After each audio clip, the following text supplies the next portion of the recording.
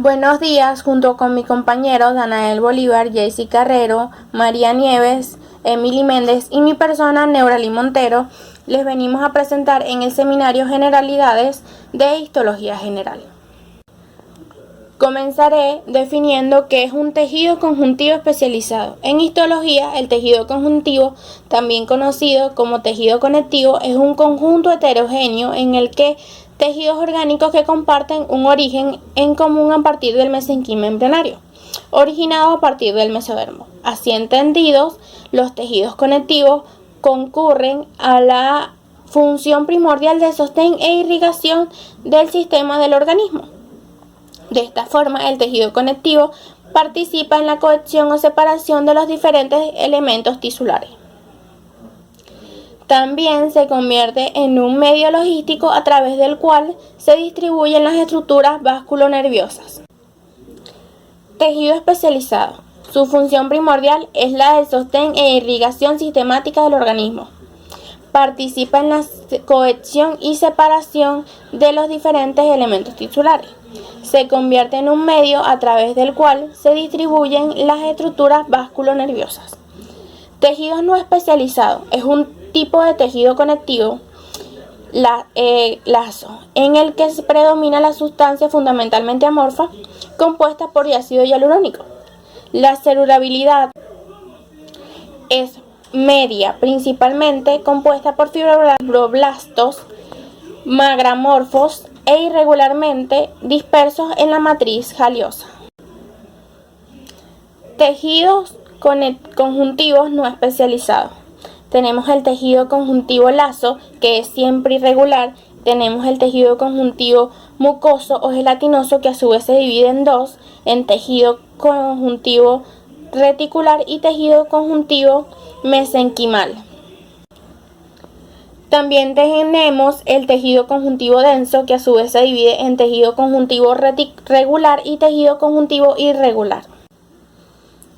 Dos tipos de tejidos conjuntivos especializados. Tenemos el tejido adiposo, el tejido cartilaginoso, el tejido óseo, el tejido hematopoyético, el tejido sanguíneo y el tejido linfático. Soy Jaycee Carrero y a continuación les voy a hablar sobre el tejido adiposo.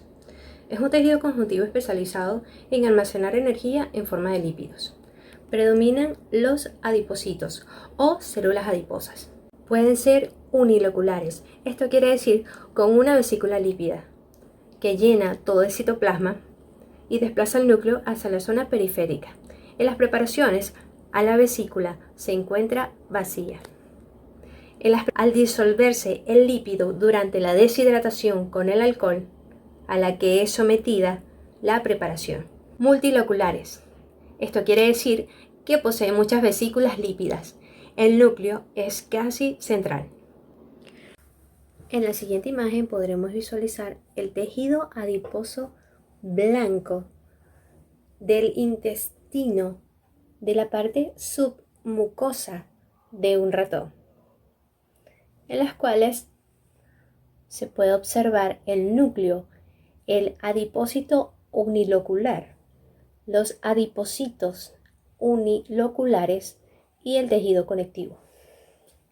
Entre sus funciones podemos encontrar que ésta almacena la reserva de lípidos. Además, controla el metabolismo corporal a través de la liberación de hormonas, citocinas, proteínas, lípidos específicos y ARN. También rellena espacios protegiendo a órganos de las presiones. Además de que también ayuda al asilamiento térmico. El tejido adiposo también lo podemos localizar en grasa blanca, subcutánea, abdominal, inguinal, perirrenal, retroperitoneal, gonadal, en torno a órganos, otros lugares de modo disperso. También en grasa parda, las cuales están ubicadas interescapular en los bebés, axilar, perineal, paravertebral, cervical, dispersa en arterias y alrededor de los órganos. A continuación, tejido cartilaginoso. El tejido cartilaginoso es un tejido conectivo. Sus células principales son los condrocitos y presenta matriz extracelular. especializada en 95%, la cual es sintetizada por los condroblastos, que son células inmaduras. El tejido cartilaginoso se caracteriza por tener propiedades como sólido, firme, maleable, distensible y elástico. Al presentar estas propiedades, es característico del mismo evitar fricción entre huesos y encontrarse principalmente en las articulaciones, donde además absorbe el peso por compresión. Las funciones del tejido cartilaginoso son las siguientes. Proporcionan el soporte interno del cuerpo. Sirven para la inserción de los músculos y tendones. Protegen los órganos vitales. Contienen la médula ósea o tejido hematopoyético, formador de las células de la sangre. Almacenan varios minerales, especialmente el calcio y el fósforo. En la siguiente imagen se puede visualizar el tejido cartilaginoso que se encuentra en el disco intervertebral del caballo. Los condrocitos se disponen en hileras rodeados por un halo de matriz ligeramente azul. Fibras colágenas se ubican entre las hileras de condrocitos. A continuación, el tejido óseo. El tejido óseo es un tejido conectivo especial vascular que está formado por células óseas denominadas osteocitos, encerradas en compartimientos denominados lagunas o osteoblastos, rodeados por una sustancia intracelular cuya principal característica es que está mineralizada. Osificación intramembranosa. Los osteoblastos depositan matriz ósea directamente en la mesenquima sin que exista un modelo cartilaginoso previo. Por eso, las trabéculas óseas carecen de centro de cartílago calcificado. A continuación, en la siguiente imagen podremos visualizar el tejido óseo compacto del fémur en un mamífero. Podremos visualizar el canal de Hebers, osteona, lagunas, laminillas y canalículos. Los huesos también cumplen una doble función, tanto mecánica como metabólica. En su faceta mecánica, los huesos sostienen las partes blandas del cuerpo y protegen a los órganos como el cerebro, pulmones y corazón. También sirven como palanca para el agarre de los músculos y la generación de los movimientos. Como centro metabólico, el tejido óseo almacena calcio y fósforo y regula su metabolismo. Además, en el interior de los huesos, en la médula ósea, se generan las células sanguíneas. Las características del sistema óseo dependen de los tipos celulares que lo forman y sobre todo las propiedades de matriz extracelular. Entre los tipos celulares encontramos los osteoblastos. Son células especializadas en la síntesis matriz ósea y son responsables del crecimiento y la moderación del hueso. Se encuentran en el frente del crecimiento del hueso, alineados uno al otro, formando una especie de capa celular de una célula de espesor. Esta matriz ósea todavía no mineralizada se denomina osteoide, la cual madura por la disposición de sales de calcio.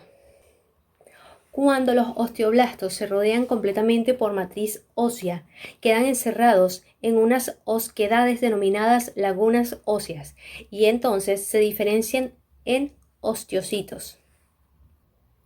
Los osteocitos. Los osteocitos son el tipo de célula ósea más abundante del hueso maduro. Se localizan en una de las cavidades de la matriz ósea que denominan lagunas óseas. Tienen aspecto de arañas con largas patas. Esas patas corresponden a canales que discurren por la matriz extracelular, denominadas canículos óseos, en los cuales se extiende las prolongaciones de los propios osteocitos. A través de las prolongaciones es posible el rasiego de sustancias desde los vasos sanguíneos a todos los osteocitos, puesto que la matriz ósea mineralizada es un medio que dificulta la difusión de metabolitos. Los osteocitos mantienen la matriz ósea, reabsorben y producen matriz ósea. También intervienen en la homeostasis del calcio en el cuerpo mediante su liberación desde la matriz ósea.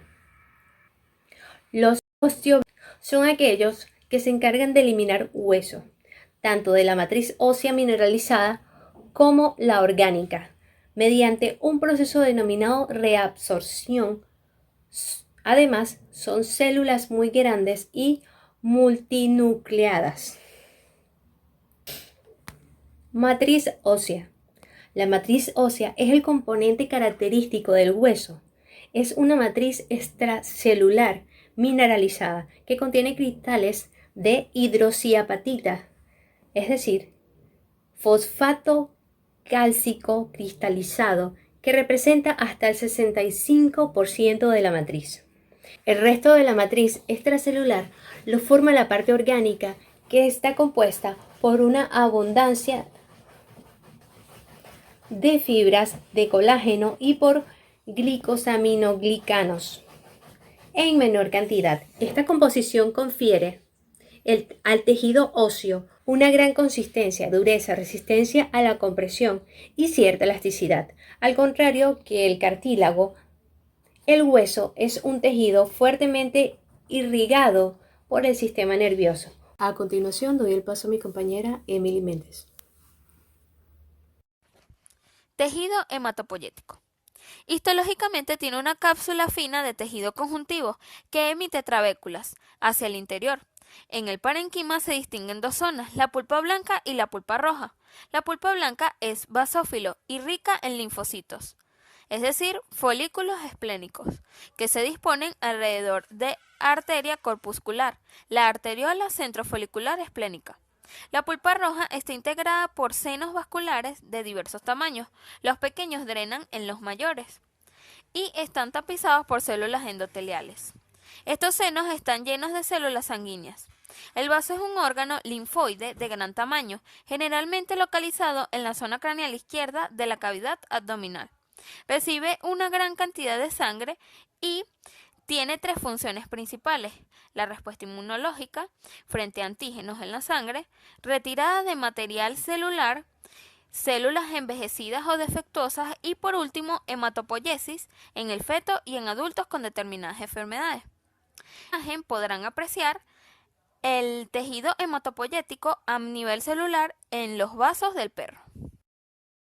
Las funciones del tejido hematopoyético son: llevar nutrientes al sistema gastrointestinal, desplazar los productos de desecho, transportar metabolitos, productos celulares, es decir, hormonas y electrolitos. Regula la temperatura corporal y contribuye a mantener el equilibrio ácido-básico osmótico. Tejido sanguíneo. En el esquema podemos ver eritrocitos de ave, los cuales poseen un núcleo ovalado. En la parte superior del esquema, señalados con la letra H, se encuentran dos heterófilos, con núcleos bilobulados. En la parte de en medio del esquema se encuentran los trombocitos, los cuales son mucho más pequeños que los eritrocitos. En las aves los eritrocitos son ovalados de mayor tamaño, aproximadamente 12 micras, biconvexos y contienen un núcleo ovalado pignótico. Funciones del tejido sanguíneo. La sangre es un tejido conjuntivo especializado líquido que circula por el aparato cardiovascular impulsado por el corazón. El volumen total es alrededor de 6 litros, que equivale al 7 u 8% de peso corporal total. Color rojo. Debido a la persona del pigmento, hemos en glóbulo rojo, compuesto por una fase sólida, compuesta por células y fragmentos celulares y una base líquida denominada plasma sanguíneo. Tejido linfático. El megacariocito es una célula grande con un núcleo polimorfo y citoplasma granuloso. Las plaquetas sanguíneas se originan por fragmentación de su citoplasma. Las fuerzas generadas durante la confección del frotis parecen haber separado un segmento del núcleo. Bueno, en la siguiente imagen podrán apreciar el tejido linfático a nivel celular. Y a continuación le cedo la palabra a mi compañero. Tejido conectivo especializado. Este se encuentra en los ligamentos, tendones, huesos, sangre y grasa. En los animales existen 4 tipos de tejido especializado que en su mayoría comparten similitudes con los seres humanos. Estos son tejido adiposo. A su vez se divide en amarillo o uninocular, cuyas características son que posee un citoplasma con una gran gota de grasa. También un núcleo excéntrico.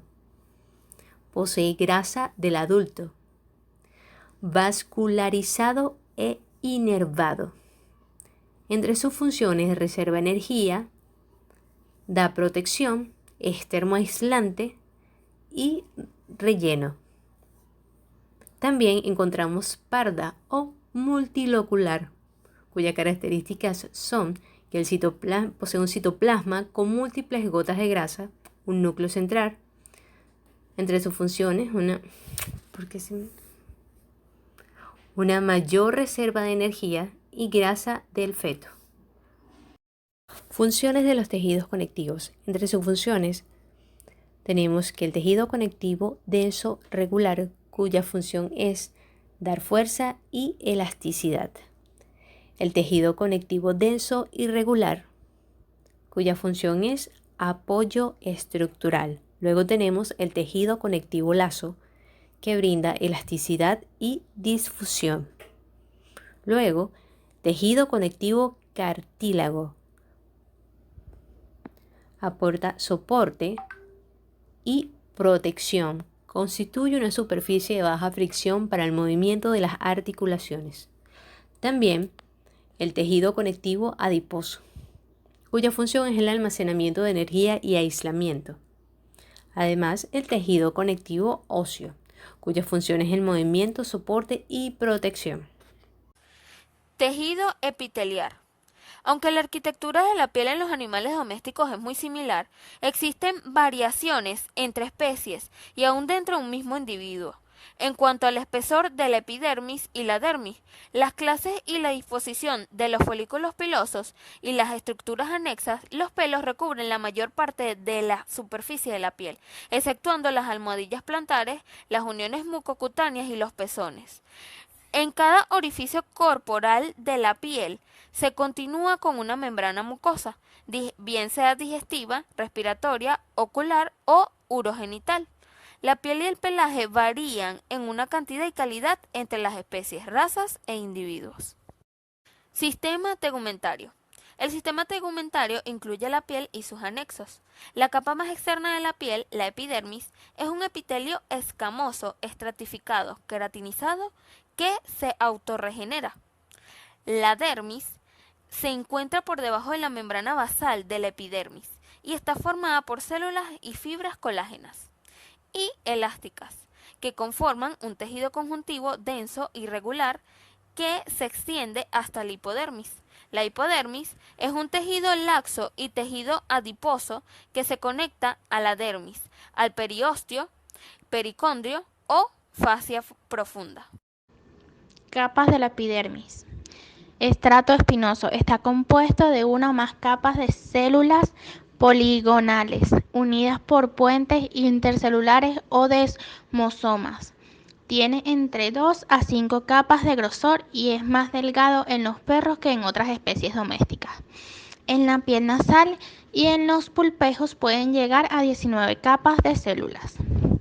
El estrato granuloso es generalmente discontinuo y regularmente solo tiene una capa de células de grosor en la piel cubierta de pelo, pero puede tener 2 células de grosor en los infundíbulos y llegar hasta 8 células en las almohadillas plantares.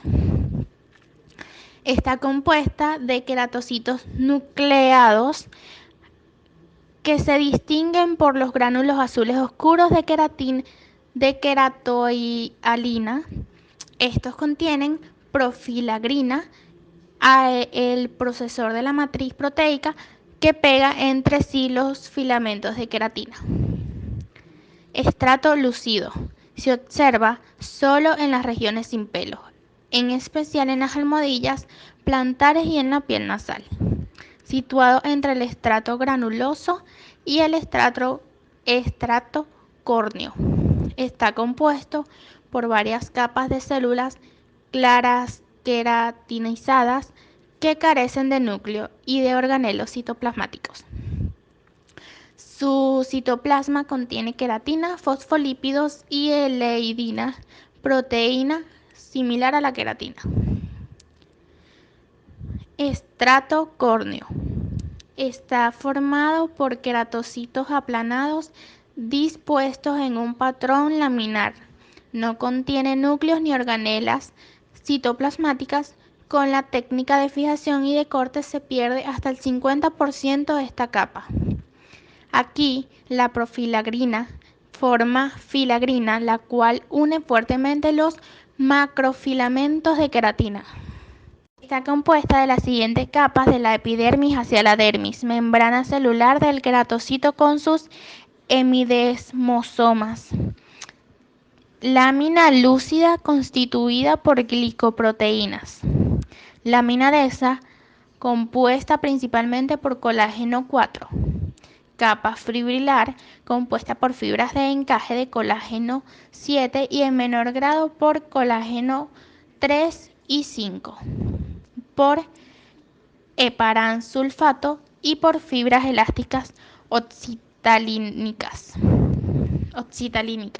Funciones conocidas están el anclaje de la epidermis a la dermis subyacente, mantener la epidermis funcional y proliferativa, mantener la arquitectura tisular, servir de barrera selectiva para el intercambio de células y moléculas grandes entre la dermis y la epidermis, regular la nutrición entre la epidermis y el tejido conectivo.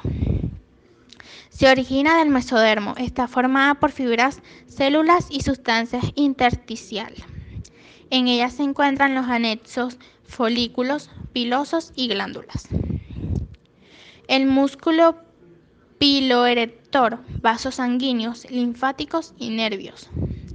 Consiste en una matriz de tejido conectivo denso compuesto por fibras insolubles, colágeno y elastina, inmersas en una sustancia fundamentalmente amorfa compuesta de polímeros solubles llamados glicosaminoglicanos, ácido hialurónico y dermatansulfato, y proteoglicanos, los cuales son producidos por los fibroblastos. Está dividida en dos zonas que en los animales domésticos se prefiere denominar entre dermis superficial y dermis profunda, respectivamente, debido a la ausencia de papilas dérmicas.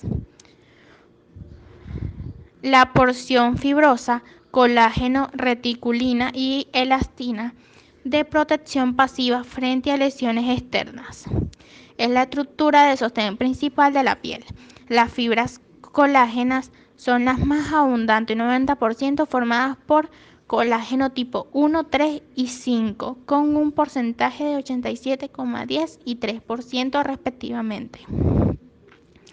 Su síntesis es estimulada por el ácido ascórbico, sistemas generadores de superoxidasa, factor 2 de crecimiento similar a la insulina y blomicina, y es inhibida por acción de los glucocorticoides, retinoides y vitamina B3, paratormona, prostaglandina E2, interferón gamma, penicilina y minoxidil.